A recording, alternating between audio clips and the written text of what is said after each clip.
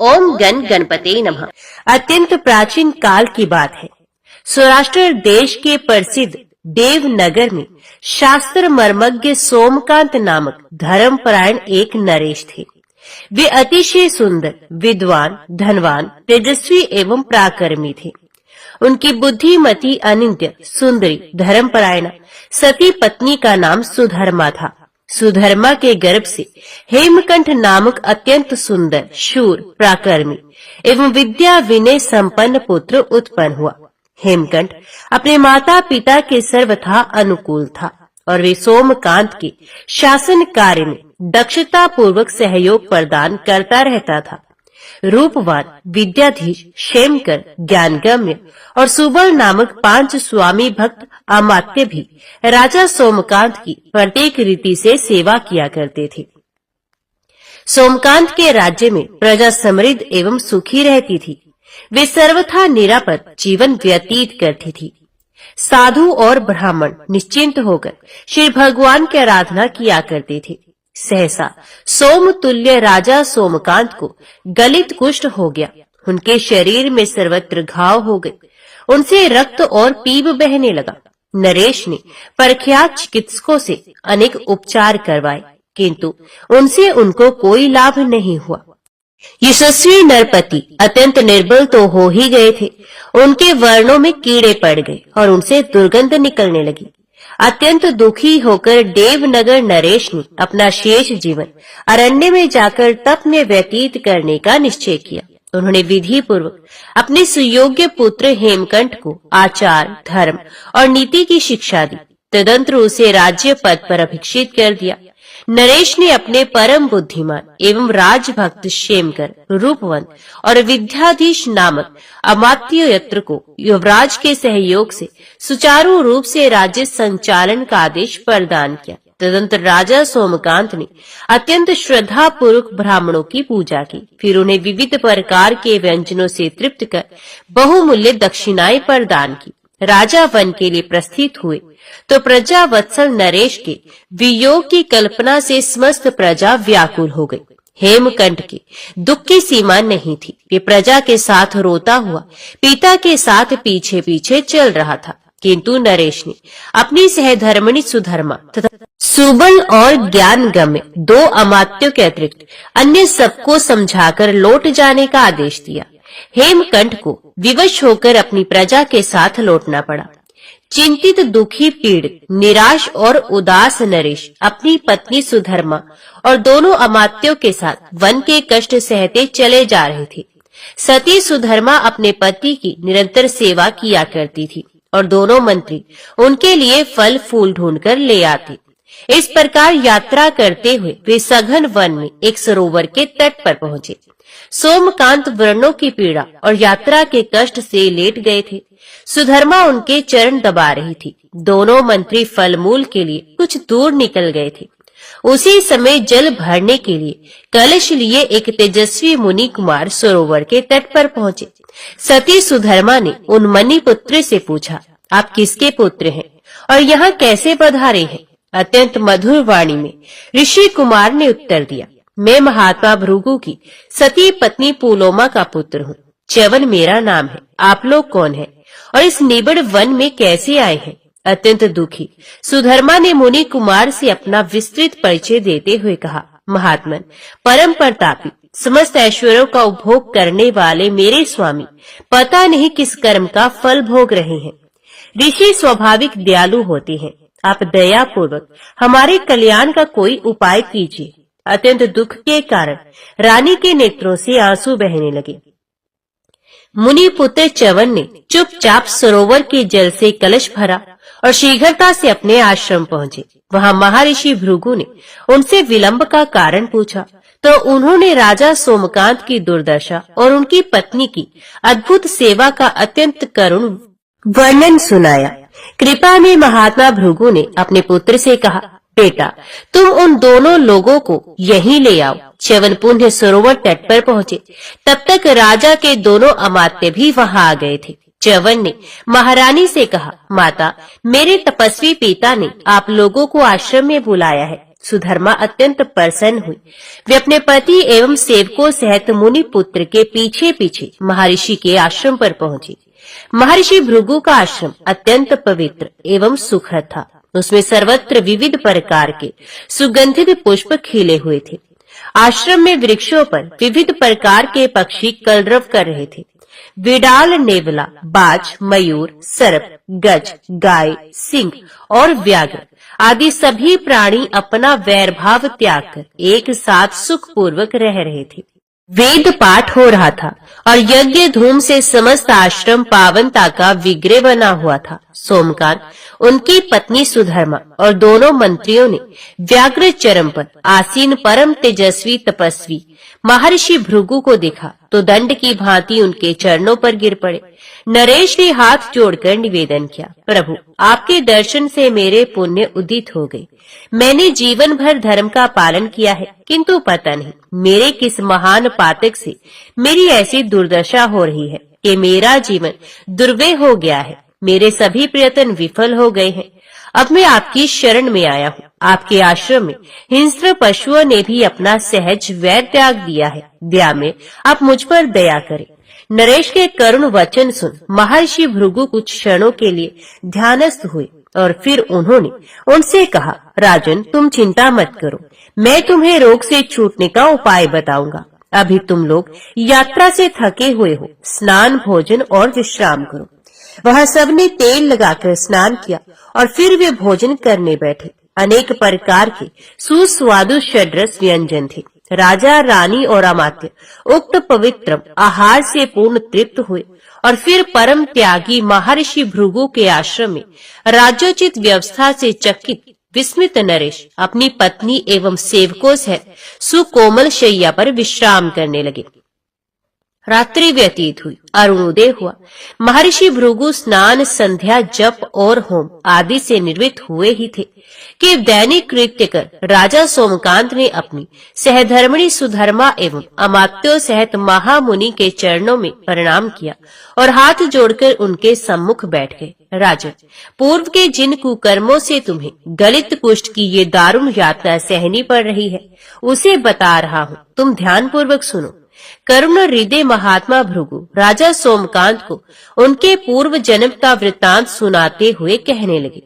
विंध्य गिरी के निकट कोल्हार नामक सुंदर नगर में चिद्रूप नामक एक धन वैभव समन वैश्य था।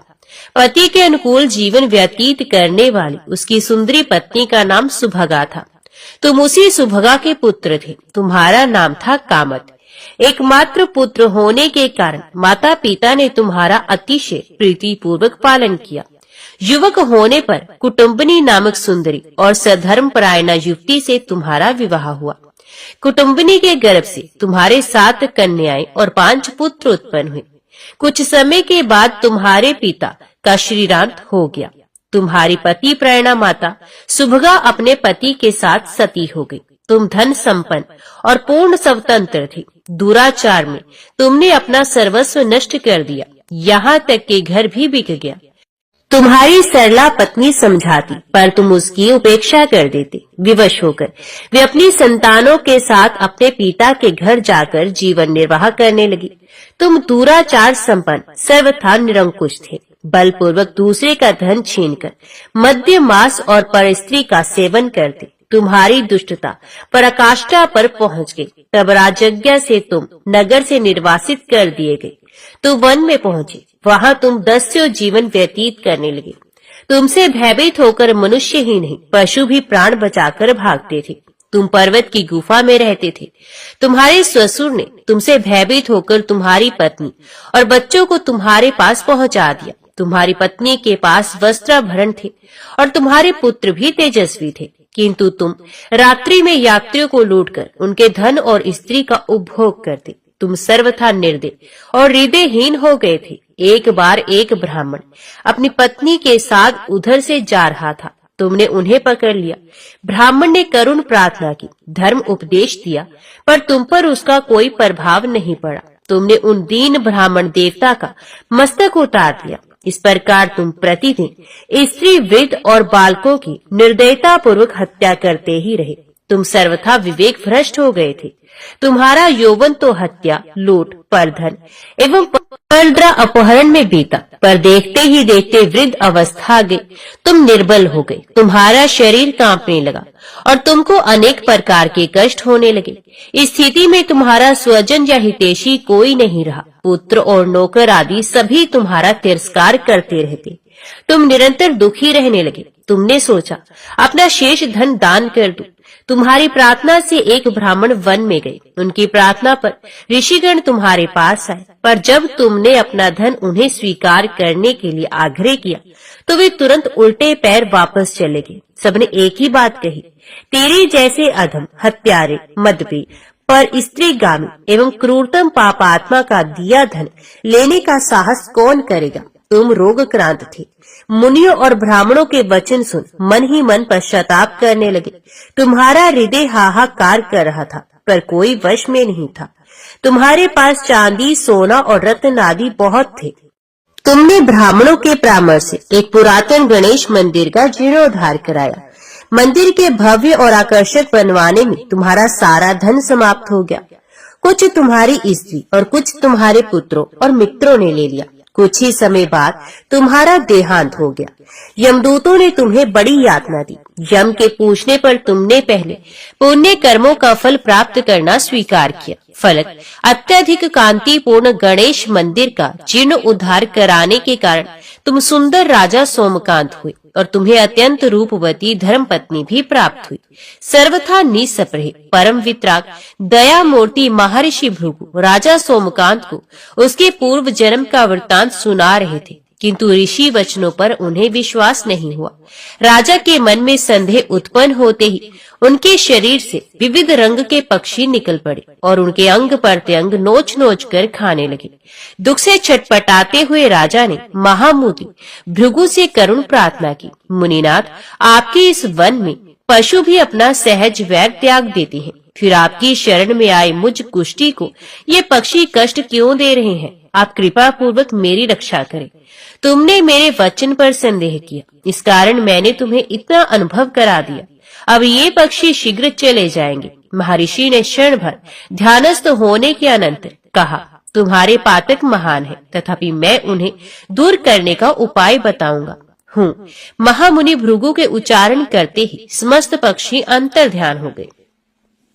तदंतर महात्मा भृगु ने राजा सोमकांत को गणेश का स्तोत्र नाम सुनाया और उसमें अभिमंत्रित जल राजा के शरीर पर छिड़क दिया। उक्त जल का छींटा पड़ते ही राजा की नासिका से एक छोटा काले मुख वाला बालक धरती पर गिर पड़ा। थोड़ी ही देर में वे अत्यंत विशाल और भयानक हो गया।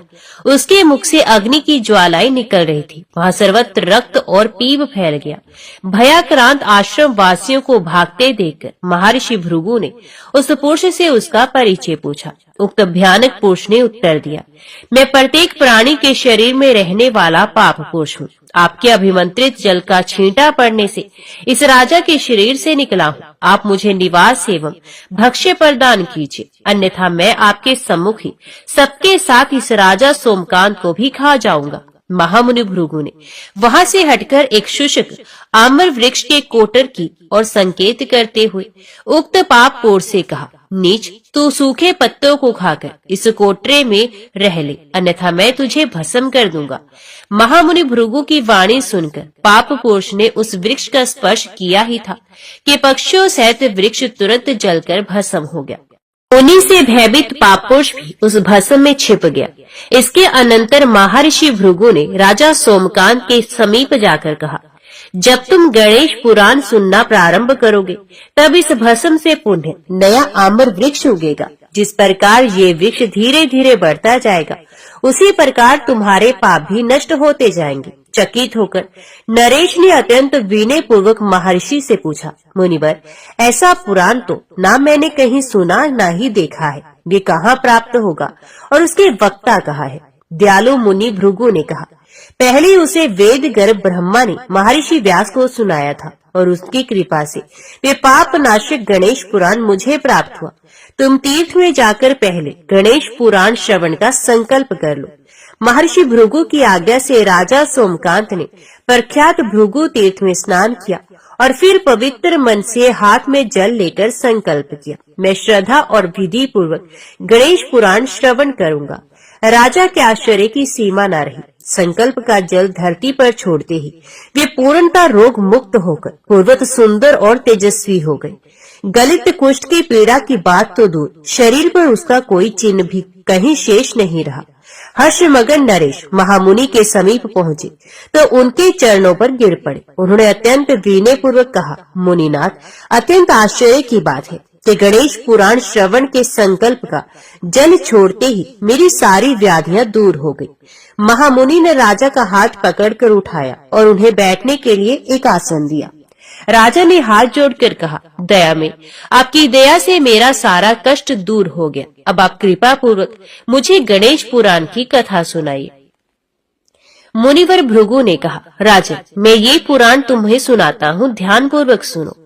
महर्षि ने पाप नाशक परम पावन गणेश पुराण की कथा प्रारंभ करने के पूर्व उसकी निर्विघ्न समाप्ति के लिए सर्वप्रथम गणेश वंदना की, जिनका नाम विघ्नों का समुद्र सोख लेने के लिए अगस्त्य का काम करता है। उन ब्रह्म विद्या प्रदाता गणेश को नमस्कार है। इस प्रकार गणेश पुराण गणेश वंदन से प्रारंभ हुआ। अत्यंत प्राचीन काल की बात है। कर्नाटक देश के भानुनगर में बल्लभ नामक एक नरेश रहते थे। वे धन धान्य एवं विद्या विनय से संपन्न तो थे ही, रूपवान एवं अद्भुत पराक्रमी भी थे। उनकी कीर्ति सुदूर देशों तक व्याप्त थी। राजा बल्लभ की सुंदरी सहधर्मिणी का नाम कमला था। पति परायणा कमला अनेक दुर्लभ गुणों से सुशोभित थी, किंतु उसे कोई संतान नहीं थी। इस कारण वे भक्ति पूर्वक देव आराधन करती रहती थी। अधिक समय बीत जाने पर उसे एक पुत्र उत्पन्न हुआ, किंतु पुत्र को देखकर प्रसन्न होना तो दूर, कमला चित्कार कर उठी। सद्य प्रसूत शिशु मूक, अंध, बधिर और कुष्ठी था। उसके शरीर के अनेक स्थानों से रक्त बह रहा था और दुर्गंध निकल रही थी। कमला अत्यंत व्याकुल होकर क्रंदन करने लगी। रुदन करते हुए वे कह रही थी, मुझे ऐसा पुत्र नहीं होता तो अच्छा था। मूक, अंध, बधिर और कुष्ठी पुत्र लेकर मैं क्या करूंगी? परमेश्वर मुझे मृत्यु ही दे देती तो ये अधिक अच्छा होता। प्राण प्रिया साध्वी कमला का क्रंदन और विलाप सुनकर उसके पति नरेश वल्लभ ने प्रसूति द्वार पर जाकर उसे आश्वस्त करते हुए प्रेम पूर्ण मधुर वाणी में कहा, प्रिय, तुम दुख त्याग कर धैर्य धारण करो। कर्मों की गति अत्यंत अद्भुत होती है। पूर्व जन्म के अशुभ कर्मों से प्राणी को दुख भोगने पड़ती है। दुखी सहसा सुखी हो जाता है और सुखी व्यक्ति को दुख और कष्ट में जीवन व्यतीत करने के लिए विवश होना पड़ता है। अतएव तुम चिंता मत करो, हम भी पुत्र के सुंदर स्वास्थ्य के लिए मणि, मंत्र, औषधि, जप, तप, देव आराधन और तीर्थ यात्रा करेंगे। अपने पति के समझाने पर कमला ने स्नान किया और बुद्धिमान नरेश ने बालक के जात कर्म आदि संस्कार करवाए। उन्होंने सप्तनिक ब्राह्मणों की भक्ति पूर्वक पूजा की और उन्हें विविध वस्त्र अलंकार प्रदान किए। फिर आदर पूर्वक भोजन कराया और पुष्कल दक्षिणा प्रदान कर उन्हें संतुष्ट किया। तदंतर भानु नरेश ने ब्राह्मण, साधु, ज्योतिष और वेद पाठियों को सादर आमंत्रित किया। उनको सविधि सम्मान पूर्वक वस्त्र अलंकार एवं संपत्ति प्रदान कर उन्होंने उनसे बालक का नामकरण संस्कार करने की प्रार्थना की। दैवज्ञों ने विचार पूर्वक वल्लभ पुत्र का नामकरण किया था दक्ष। धर्मज्ञ राजा वल्लभ ने दक्ष के स्वास्थ्य लाभ के लिए अनेक प्रकार के अनुष्ठान और जप करवाए, मंत्रों के प्रयोग करवाए, सर्वोत्तम उपचार किए और स्वयं अपने पुत्र की रोग मुक्ति के लिए उन्होंने 12 वर्ष तक तपस्या की, किंतु कोई लाभ नहीं हुआ। दक्ष पूर्वत मूक, अंध, बधिर और कुबड़ा तो बना ही रहा। उसके गलित कुष्ठ में तनिक भी अनुकूल परिवर्तन नहीं हुआ। उसके अंगों में रक्त बहता रहा और शरीर से दुर्गंध निकलती ही रहती। दक्ष के पिता भानु नरेश दुखी तो थे ही, वे अत्यंत कुपित हो उठे। उन्होंने अपनी सारी मानसिक अशांति एवं दुख का मुख्य हेतु अपनी सरला साध्वी पत्नी कमला और पुत्र दक्ष को समझा। इस कारण उन्होंने निर्ममता पूर्वक मुकांत, बधिर और कुष्ठी पुत्र के साथ अपनी सहधर्मिणी कमला को भी राज्य से बहिष्कृत कर दिया। राजा बल्लभ की पति प्रायणा अर्धांगिनी कमला सर्वथा विवश, असहाय और निरुपाय थी। पति परित्यक्ता रानी कमला रोती हुई अपने राज्य की सीमा से बाहर निकली। विदेश से सर्वथा अपरिचित कमला की आजीविका का कोई साधन नहीं था और उसके साथ दुर्गंध युक्त मुकांत, बधिर, कुबड़ा, रुगण पुत्र था। वे दुख से अधीर और व्याकुल होकर रोती कल्पती रही। उक्त दयनीय परिस्थिति में भी चोरों ने उसके आभूषण आदि छीन लिए। अनाथ रानी अपने तथा अपने अभागे बच्चे की उदर पूर्ति के लिए भीख मांगने लगी। राज सदन में दासियों से घिरी अत्यंत सुखपूर्वक जीवन व्यतीत करने वाली परम सुंदरी सुकुमारी कमला की देह अत्यंत कठिनाई और दुख से काली पड़ गई। वस्त्र मैला हो गया, फट गया। अकल्पित असहनीय कष्ट और अपमान सहती हुई दरिद्रा और भिक्षुणी राज रानी कमला अपने साक्षात पाप मूर्ति पुत्र को लेकर गांव-गांव भीख मांगती एक शिव मंदिर में जा पहुंची। रोती हुई कमला ने भगवान आशुतोष के चरणों में प्रणाम किया और अपने पुत्र दक्ष का मस्तक भी भगवान के चरणों पर रखा। तदंतर वे अपने पुत्र को मंदिर में बैठाकर स्वयं ग्राम में भिक्षा मांगने चली गई। भिक्षाटन से लौटने पर उसने पुत्र दक्ष को खिला पिलाकर सुला दिया और स्वयं दया निधान देवाधिदेव महादेव जी के चरणों में लेटकर रोने लगी। कमला ने हाथ जोड़े अत्यंत व्याकुलता से भगवान आशुतोष से प्रार्थना की, करुणा नयन भोलेनाथ दया कीजिए, मेरे अपराधों को क्षमा कर दीजिए, अब मुझसे ये दुख नहीं सहा जा रहा। दक्ष की माता बल्लभ पत्नी रानी कमला दुख से छटपटाती हुई गौर त्रिपुरारी के सम्मुख हाथ जोड़े करुण प्रार्थना करती ही रही और प्रार्थना करती हुई वहीं सो गई। दूसरे दिन कमला ने स्नान करने के बाद शिव की भक्ति पूर्वक पूजा कर उनके मंगल में चरण कमलों में साष्टांग प्रणाम किया। तुरंत वे हाथ जोड़कर महेश्वर का स्तवन करने लगी। दुखातिरेक से उसके नेत्रों से अश्रु प्रवाहित हो रहे थे। उसे पुण्य पाप नाशिक परम प्रभु शिव के चरणों में श्रद्धा भक्ति पूर्वक प्रणाम किया। सर्वथा अनाथ परम दुखिनी भिक्षा जीवनी कमला ने अपना भिक्षा भाजन उठाया और अपने पुत्र दक्ष का हाथ पकड़कर भिक्षा मांगने निकली।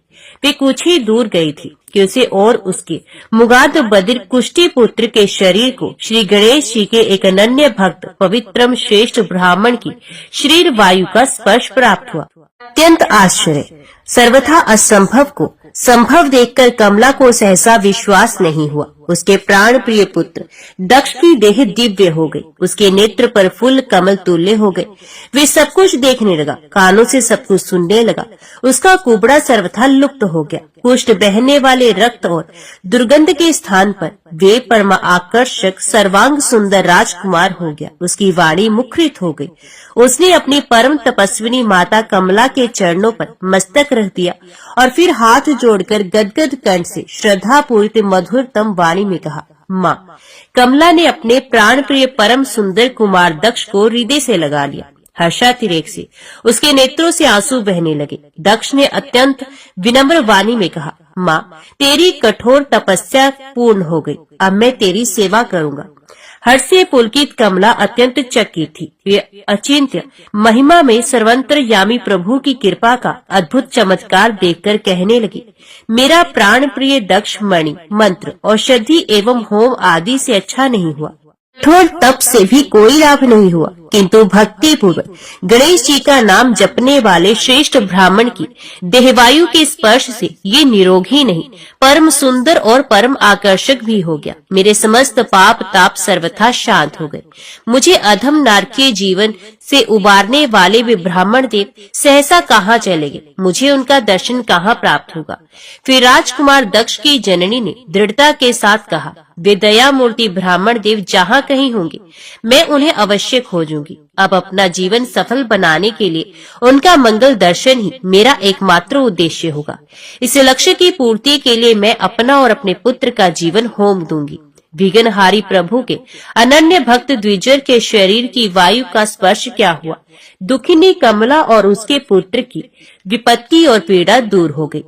अब कमला भिक्षा मांगने निकली तो सर्वत्र उसका सम्मान और सत्कार होने लगा। कुलीन धनिक उन्हें अपने यहाँ आदर पूर्वक आमंत्रित करने लगे। वे उन्हें मूल्यवान वस्त्र और अलंकार प्रदान कर विविध प्रकार के व्यंजन परोसने लगे। सभी संपन्न पुरुषों की कांक्षा होती कि ये आदर्श देवी और तेजस्वी कुमार हमारे यहाँ पधारे। धनहीन स्त्री पुरुष अपनी मधुर वाणी और फल मूल से ही उनकी सेवा करना चाहती। इस प्रकार प्रतिदिन सर्वत्र उनकी अभ्यर्थना होती, किंतु कमला का ध्यान उपलब्ध सुख सुविधाओं की ओर रंच मात्र भी नहीं जाता। वे तो उस महिमा में गणपति के अनुपम भक्त ब्राह्मण के दर्शन के उत्सुक और आतुर थी, जिनकी पावनतम अंगवायु के स्पर्श से उसे सर्वथा दुर्लभ निधि प्राप्त हो गई तथा उसके समस्त रोग और शोक का निवारण हो गया। एक दिन की बात है, दक्ष ने अपनी माता कमला के पास जाकर अत्यंत प्रसन्नता पूर्वक कहा, माँ, आज मुझे उक्त श्रेष्ठ ब्राह्मण के दर्शन का सौभाग्य प्राप्त हो गया। हर्षातिरेक से अधीर होकर कमला ने पूछा, अरे कब, कहाँ और क्या आज्ञा दी उन्होंने? आनंद विवल कुमार दक्ष ने उत्तर दिया, आज अभी कुछ ही देर पहले नगर के एक महानुभाव ने मेरा परिचय पूछा। मैंने उन्हें अपने जन्म से लेकर अब तक की अपनी और तुम्हारी सारी घटना सुना दी। मुझे पहले पता ही नहीं था कि हमें नवजीवन प्रदाता वे ही परम पावन ब्राह्मण देवता है। उन्होंने दया पूर्वक हमें आदि देव करुणा विनायक अष्टाक्षर मंत्र प्रदान कर उनकी उपासना करने की आज्ञा दी है। कमला की प्रसन्नता की सीमा न थी। उसे जैसे जीवन की बहुमूल्य निधि प्राप्त होगी। वे अपने पुत्र कुमार दक्ष के साथ एक अंगूठे पर खड़े होकर श्री गणेश जी का ध्यान करते हुए उनके अष्टाक्षर मंत्र का जप करने लगी। श्रद्धा भक्ति के युगल मूर्ति पुत्र सह मां निराहार रहकर जप कर रही थी। उनकी सर्व सुख प्रदाता श्री गणेश जी के पाद पद्मों में अद्भुत निष्ठा और अनुपम प्रीति थी। माता और पुत्र का सुंदर शरीर परम प्रभु गजानन के ध्यान में तल्लीन होकर जप करते हुए अत्यंत क्षीण हो गया। उनके दृढ़ श्रद्धा भक्ति एवं नैष्ठिक जप आराधन से दया सागर परम तेजस्वी गजमुख उनके सम्मुख प्रकट हो गए। उन प्रभु के 4 भुजाएं थी। उनका शरीर विशाल था। वे भगवान गजमुख अत्यंत सुंदर थे, अनेकों सूर्य के समान तेजस्वी थे। उन्हें देखकर ऐसा प्रतीत हुआ मानो निशा के अंत में सूर्य उदय हो गया हो। उनका मस्तक रत्न स्वर्ण और मुक्ता जटित मुकुट से मंडित था। शरीर पर रेशमी पीताम्बर शोभा दे रहा था। वे सोने के बने हुए बाजूबंद से विभूषित थे। उनके समीप महान सिंहासन था, जिस पर वे एक घुटना मोड़कर बैठे थे। सोने की करधनी रतन जटित अंगूठी उनकी शोभा बढ़ा रही थी। वे अपने उदर पर विशाल सर्प धारण किए हुए थे। उनका आधा शरीर हाथी का था और वे एक दांत से सुशोभित थे। मंगल भवन गजवक्त के इस अनवर्चनीय सुंदर स्वरूप का कमला और दक्ष अतृप्त नेत्रों से दर्शन कर ही रहे थे कि भगवान गणेश उन्हें उक्त पवित्रम श्रेष्ठ ब्राह्मण के रूप में दिखने लगे। मंगल मोद प्रदाता प्रभु गजानन ने ब्राह्मण वेश में कहा, मैं तुम्हारी श्रद्धा और भक्ति से प्रसन्न हूँ। तुम इच्छित वर मांगो। समस्त पाप नाशन एकदंत प्रभु को ब्राह्मण वेश में प्रसन्न देखकर कमला और उसका पुत्र उनके भुवन पावन चरण कमलों में लेट गया। फिर कृतार्थ दक्ष उन त्रैलोक्य त्राता की बधांजलि स्तुति करने लगा। द्विज श्रेष्ठ, आज मेरे पूर्व जन्म का किया हुआ पुण्य फलित हो गया, क्योंकि आज मुझे आपके परम महान विनायक तथा विप्र द्विद रूप का दर्शन प्राप्त हुआ। इससे मेरा जन्म सफल हो गया। आप समस्त कारणों के परम कारण हैं। वेदों के प्राकट्य में भी आप ही हेतु हैं। आप ही सर्वोत्तम गय स्वरूप सनातन पर ब्रह्म है, जिसे श्रुतियां भी ढूंढती रहती हैं। आप ही सबके साक्षी और अखिल जीव जगत के बाहर तथा भीतर विराजमान हैं। लघु तथा स्थूल शरीर वाले जितने भी उत्पन्न प्राणी हैं, उन सबके कर्ता आप ही हैं। आप नाना रूप वाले होकर भी एक रूपी हैं। आप रूप तथा आकार से रहते हैं। आप ही शिव और विष्णु हैं। आप ही इंद्र, अग्नि और अयमय हैं। पृथ्वी, वायु और आकाश भी आपके ही रूप है। जल, सोम तथा नक्षत्र रूप भी आप ही है। आप ही जगत के सृष्टा, पालक और संहारक है। चराचर गुरु, ब्रह्मा के रक्षक भी आप ही है। आप ज्ञानवान तथा विज्ञानवान है। भूत, भविष्य और वर्तमान सब कुछ आप ही है। आप ही संपूर्ण इंद्रियों के देवता हैं। कला, काष्ठा, मुहूर्त, श्री, धृति और कांति आप ही हैं। आप ही सांख्य, योग, शास्त्र, श्रुति, पुराण, 64 कलाएं और उपनिषद हैं। आप ही ब्राह्मण, क्षत्रिय, वैश्य और शूद्र भी हैं। देश विदेश, क्षेत्र और पुण्य क्षेत्र जितने हैं वे सब आप ही हैं। आप ही परमेय और अपरमेय तत्व हैं। आप केवल योगी जनों के ज्ञान के विषय होते हैं। आप ही स्वर्ग, पाताल, वन, उपवन और औषधियां, लताएं, वृक्ष, कंद, मूल और फल है। अंडज, जरायुज, स्वेदज और उद्भिज, ये 4 प्रकार के प्राणी भी आप ही हैं। काम, क्रोध, क्षुधा, लोभ, दंभ, दर्प, दया, क्षमा, निद्रा, तंद्रा, विलास, हर्ष और शोक भी आप ही हैं। देव विनायक ने दक्ष के स्तवन से संतुष्ट होकर मेघ गंभीर स्वर में मुस्कुराते हुए कहा, महाभाग, मैं तुम लोगों की भक्ति और स्तवन से प्रसन्न हूँ, किंतु जिसकी अंगवायु से तुम्हारा शरीर दिव्य हो गया, तुम्हें वाणी, श्रवण शक्ति एवं नेत्र प्राप्त हुए, वही मेरा अत्यंत प्रीति भजन श्रेष्ठ ब्राह्मण तुम्हारी समस्त इच्छाओं की पूर्ति करेगा। वे ध्यान करते ही तुमको दर्शन देगा। परम प्रभु विनायक अंतर ध्यान हो गए, कमल अवसन्न हो गए और दक्ष व्याकुल होकर क्रंदन करने लगा। पूर्व जन्म के कितने महान पुण्य और तप से सर्वलोक महेश्वर विनायक ने प्रत्यक्ष दर्शन दिया और तुरंत अलक्षित हो गए। लूटे वणिक की भांति दक्ष रोते हुए धरती पर लौटने लगा। वे छटपटाता हुआ कह ही रहा था, प्रभु विनायक, आप हमें छोड़कर कहाँ चले गए? दयाधाम, आप कहाँ मिलेंगे? प्राणनाथ, आप कहाँ मिलेंगे?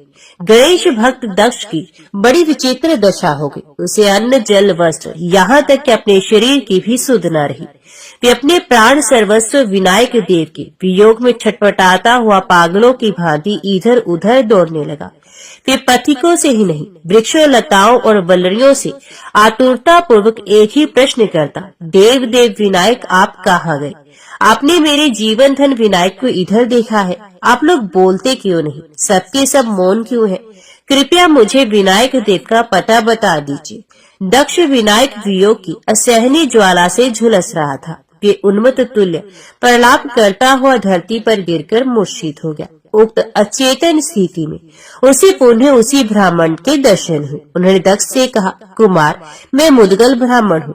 श्री गणेश जी के प्रकट होने पर उनसे तुमने जो कुछ मांगा था वे सब मैं तुम्हें देता हूँ। तुम्हारी समस्त कामनाएं पूरी होंगी। दक्ष के नेत्र खुले। अब वे पूर्ण स्वस्थ था, शांत था। उसने अनुभव किया जैसे मैं अभी सोकर जगा हूँ। वह अत्यंत प्रसन्न था। उसने तुरंत जाते हुए एक ब्राह्मण से पूछा, आपने गजमुख भक्त मुदगल मुनि का आश्रम देखा है? तो ब्राह्मण ने उत्तर दिया, प्रख्यात महामुनि मुदगल का पावनतम आश्रम तो अत्यंत समीप है। ब्राह्मण ने आश्रम का मार्ग बता दिया। दक्ष मुदगल मुनि का ध्यान करता हुआ उनके आश्रम के द्वार पर पहुंचा। आश्रम अत्यंत दिव्य और नंदन वन की भांति अतिशय सुंदर तथा सुखद था। वहां दक्ष ने परम तेजस्वी महामुनि मुदगल को शिष्यों से सुशोभित देखा। महर्षि मुदगल के सम्मुख भगवान गणेश जी की मूर्ति थी और वे विधि पूर्वक षोडशोपचार से उनकी पूजा कर रहे थे। श्री गणेश जी के परम प्रेमी महामुनि का दुर्लभ दर्शन प्राप्त होते ही दक्ष ने अत्यंत श्रद्धा और भक्ति पूर्वक उन्हें साष्टांग प्रणाम किया। हर्षातिरेक से उसके नेत्रों से अश्रु प्रवाहित होने लगे। मुनिवर मुदगल ने दक्ष से पूछा, तुम कौन हो? यह किस अभिप्राय से आए हो और तुम्हें क्या दुख है? मुझसे स्पष्ट कहो। परम ऋषि मुदगल के वचन सुन कमला नंदन दक्ष ने सावधान होकर अत्यंत श्रद्धा के स्वर में निवेदन किया, दया में मैं कर्नाटक देशस्थ भानुनगर के परम पराक्रमी क्षत्रिय नरेश बल्लभ की 7वीं पत्नी कमला का पुत्र हूँ। मैं जन्मकाल से ही मुक्त बधिर, कुबड़ा और कुष्ठी था। मेरे शरीर के क्षतों से रक्त बहता और दुर्गंध निकलती थी। मंत्र औषधि निष्फल हुई। मेरे पिता के तप का भी कोई परिणाम नहीं हुआ। तब उन्होंने कुपित होकर मेरे साथ मेरी माता को भी राज्य से निकाल दिया।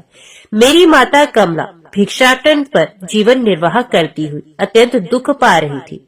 भिक्षा मांगती हुई मेरी माँ कौंडिन्य नगर में पहुंची। वहाँ अत्यंत आश्चर्यजनक घटना घटी।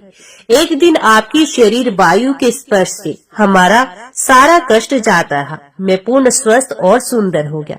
माँ का सर्वत्र सम्मान होने लगा। तब हम लोगों ने आपका दर्शन प्राप्त करने के लिए कठोर प्रतिज्ञा की और सर्वत्र आपको ढूंढने में लग गए। भानु नरेश बल्लभपुत्र दक्ष अत्यंत विनय पूर्वक आत्म कथा निवेदित कर रहा था।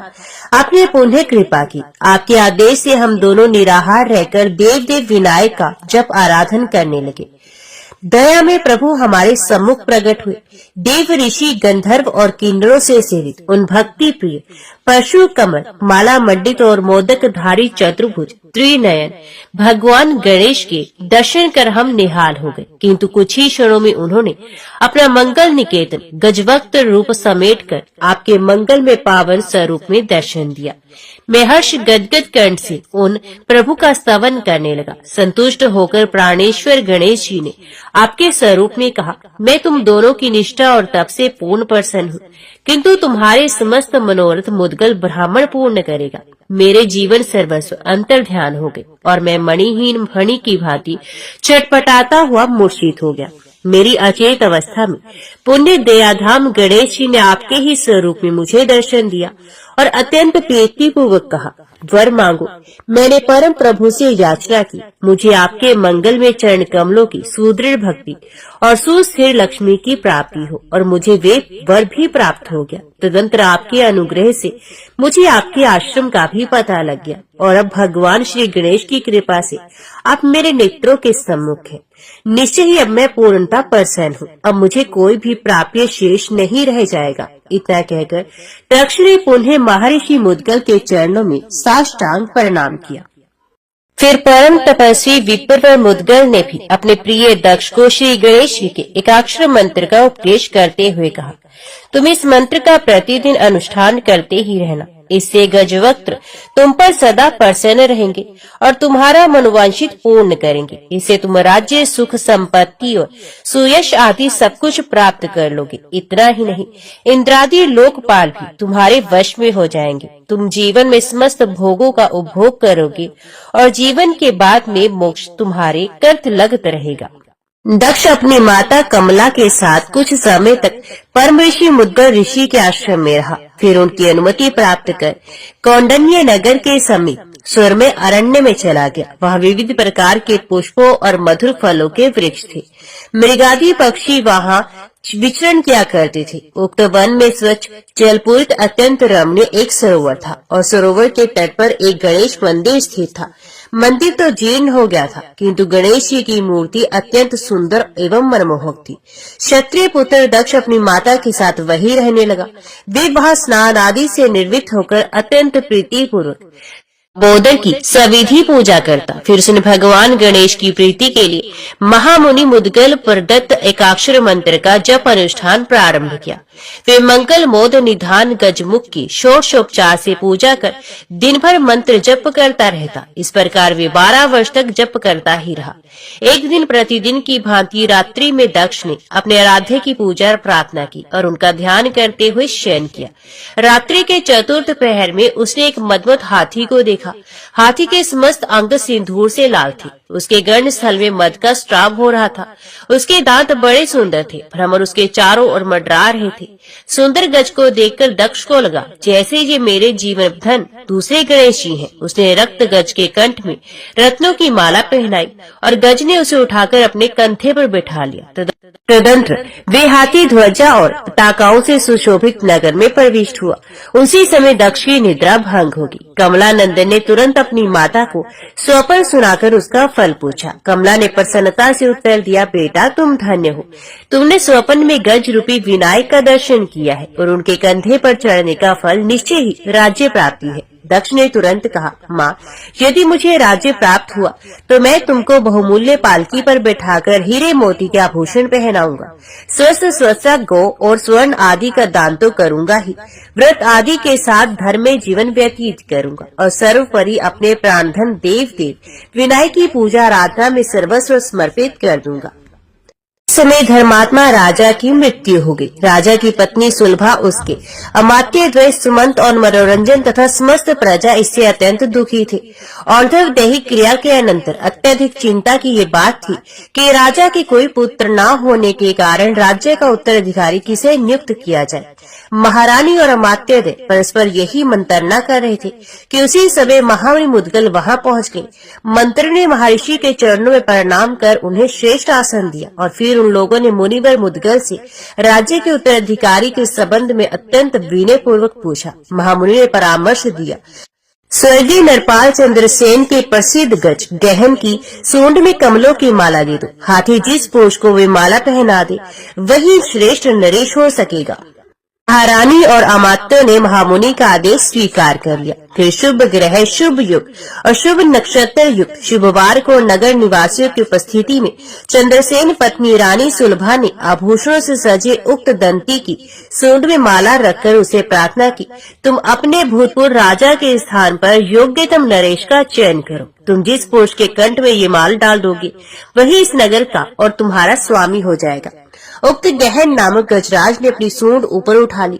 ब्राह्मण उसके पीछे आशीर्वाद देते हुए चल रहे थे। बंदी जन वीरू दाविली गा रहे थे और अन्य जन जय जयकार कर रहे थे। हाथी धीरे धीरे चला। नगर में पंक्तिबद्ध पुरुष खड़े थे। राज्य लोभ से माताएं अपने सजाए बच्चों को हाथी के आगे कर देती, किंतु जब गहन आगे बढ़ जाता तो निराश हो जाती। राज्य की कामना से कितने ही नरपति, योद्धा और सम्मानित व्यक्ति खड़े थे, किंतु हाथी सबको देखता सूंघता हुआ नगर के बाहर गया। निराश जन समुदाय अपने अपने घर लौट गए, किंतु ब्राह्मण, बंदी और कुछ व्यक्ति उसके पीछे पीछे जय जयकार करते चले जा रहे थे। हाथी धीरे धीरे वहां पहुंचा जहां माता कमला का अनन्य गणेश भक्त पुत्र दक्ष देवदेव विनायक की पूजा कर उनके ध्यान एवं मंत्र जप में तल्लीन था। सबके सम्मुख हाथी ने उक्त वल्लभ नंदन दक्ष के कंठ में माला डाल दी। उपस्थित ब्राह्मण मंगल पाठ और बंदीजन यशोगान करने लगे तथा जन समुदाय के जय जयकार की उच्च स्वर से संपूर्ण वन प्रांत ध्वनित हो गया। फिर तो अत्यंत आदर पूर्वक कमलानंदन दक्ष को राजोचित वस्त्र अलंकारों से विभूषित किया गया। ध्वजा, पताका एवं तोरणों से सजे नगर में गज आरूढ़ दक्ष प्रविष्ट हुआ। उसमें अनेक प्रकार के वाद्य बज रहे थे, मंगल गीत गाए जा रहे थे और जय जयकार के साथ उस पर पुष्प वृष्टि होती जा रही थी। श्री गणेश जी का नन्हे भक्त और महर्षि मुद्गल का अनन्यतम प्रीति भजन दक्ष राज्य के सिंहासन पर आसीन हुआ। उसने अपनी पूजनीय जननी कमला को वस्त्र अलंकार आदि से पूर्ण संतुष्ट कर अमात्यों सहित अन्य सबको सम्मानित एवं पुरस्कृत किया। ब्राह्मणों की पूजा कर उन्हें स्वच्छता गाय प्रदान की तथा विविध प्रकार के दान देकर उनका शुभ आशीर्वाद प्राप्त किया। प्रेम से बोलो गणपति भगवान की जय। आज के वीडियो में इतना ही। उम्मीद करती हूँ वीडियो आपको पसंद आई होगी। वीडियो पसंद आई हो तो वीडियो को लाइक और चैनल को सब्सक्राइब जरूर कीजिएगा। जय श्री गणेश लिखकर कमेंट बॉक्स में अपनी हाजिरी और अपने सुझाव देना ना भूलेगा। तो मिलते हैं अगली कथा अगली वीडियो के साथ।